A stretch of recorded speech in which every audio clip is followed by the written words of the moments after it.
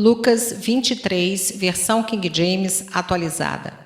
Então todo o conselho dos principais líderes do povo judeu levantou-se e conduziu Jesus a Pilatos. E ali passaram a acusá-lo, alegando: encontramos esse homem subvertendo nossa nação, inclusive proibindo o pagamento de impostos a César e se dizendo o Messias, o rei. Diante disso, lhe interrogou Pilatos: és tu o rei dos judeus? Replicou-lhe Jesus: de fato, é como dizes.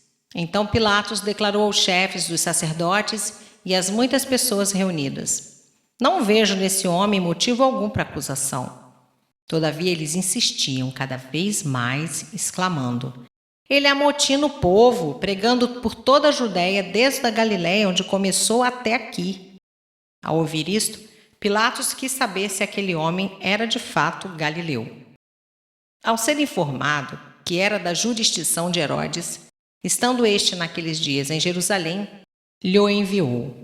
Assim que Herodes viu Jesus, expressou grande satisfação, pois havia muito que desejava conhecê-lo por ter ouvido falar sobre sua fama. Tinha também a expectativa de vê-lo fazer algum sinal. E de muitas maneiras o questionava. Jesus, entretanto, nada lhe respondia.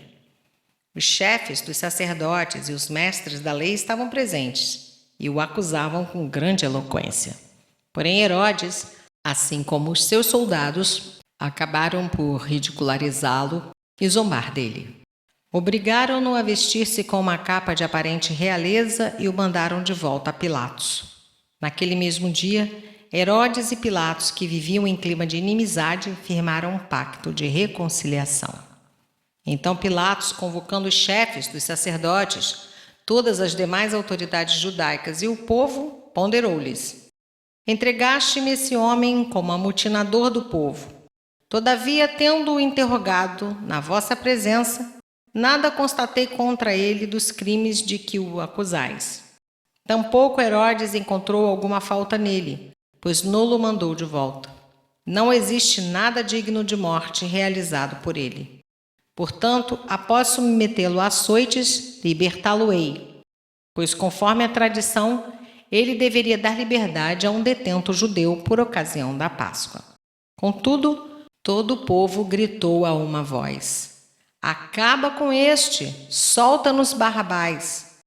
Ora, Barrabás havia sido condenado e estava na prisão por causa de uma rebelião na cidade e por ter cometido um assassinato.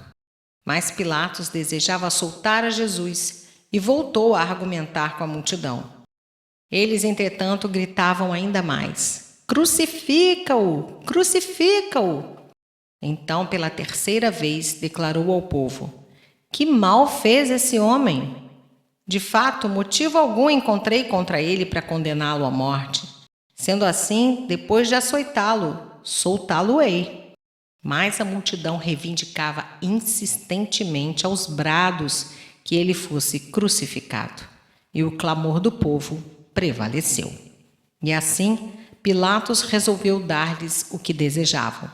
Libertou o homem que havia sido lançado na prisão por causa da rebelião que causara e do homicídio que cometera, mas por quem clamava o povo, e entregou Jesus à vontade deles.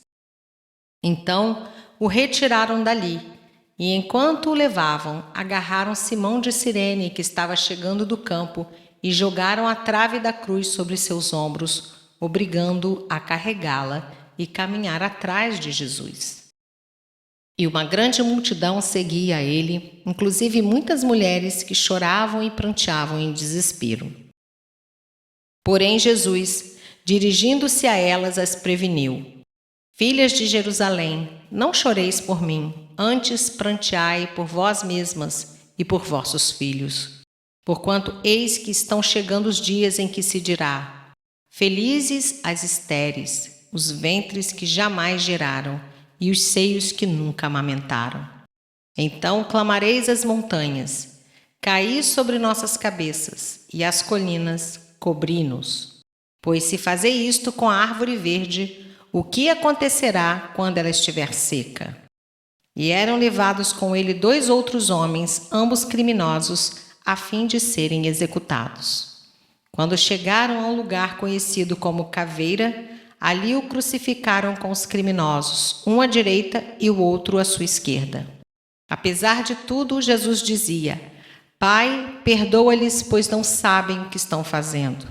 A seguir, dividiram entre si as vestes de Jesus, tirando sortes. Uma grande multidão estava presente e a tudo observava, enquanto as autoridades o ridicularizavam, exclamando: Salvou os outros, pois agora salve-se a si mesmo, se é de fato Cristo de Deus, o escolhido. Da mesma forma, os soldados se aproximaram e também dele zombavam, oferecendo a ele vinagre. E o provocavam: Se tu és o rei dos judeus, salva-te a ti mesmo. Também havia sido afixada uma inscrição acima dele onde se lia: Este é o rei dos judeus. Um dos criminosos que ali estavam crucificados esbravejava insultos contra ele. Não és tu o Messias? Salva-te a ti mesmo e a nós também. Mas o outro criminoso o repreendeu, afirmando: Nem ao menos temes a Deus estando sob a mesma sentença? Nós, na verdade, estamos sendo executados com justiça, pois que recebemos a pena que nossos atos merecem. Porém, este homem não cometeu mal algum. Então, dirigindo-se a Jesus, rogou-lhe: Jesus, lembra-te de mim quando entrardes no teu reino. E Jesus lhe assegurou: Com toda certeza te garanto, hoje mesmo estarás comigo no paraíso. E já era cerca de meio-dia, quando as trevas cobriram toda a terra até às 3 horas da tarde. O sol perdera seu brilho e o véu do santuário rasgou-se ao meio. Então Jesus bradou com voz forte: Pai, em tuas mãos entrego o meu espírito. E havendo dito isto, expirou. O centurião, constatando o que tinha acontecido, glorificou a Deus, exclamando: Verdadeiramente este homem era justo. E todas as multidões que haviam afluído a fim de presenciar aquele acontecimento, ao verem isso, retiraram-se aos prantos, batendo nos peitos. No entanto, todos aqueles que o conheciam, inclusive as mulheres que o haviam seguido desde a Galiléia, permaneceram, ainda que a certa distância, observando atentamente todos esses fatos. E eis que havia certo homem chamado José, natural de Arimateia, uma cidade da Judéia, e membro do Sinédrio, que era bom e justo. Ele não havia concordado com o veredito, tampouco com o proceder dos outros, e aguardava o reino de Deus. Foi à presença de Pilatos e pediu-lhe o corpo de Jesus. Então, tirando-o da cruz, o envolveu num lençol de linho e depositou num túmulo cavado na rocha, no qual ainda ninguém havia sido sepultado. Era o dia da preparação e estava para começar o sábado. As mulheres que vinham seguindo a Jesus desde a Galiléia acompanharam José e, contemplando o túmulo, viram como o corpo de Jesus fora colocado naquele local. Em seguida, foram para casa e prepararam perfumes e bálsamos, e no sábado descansaram em obediência ao mandamento.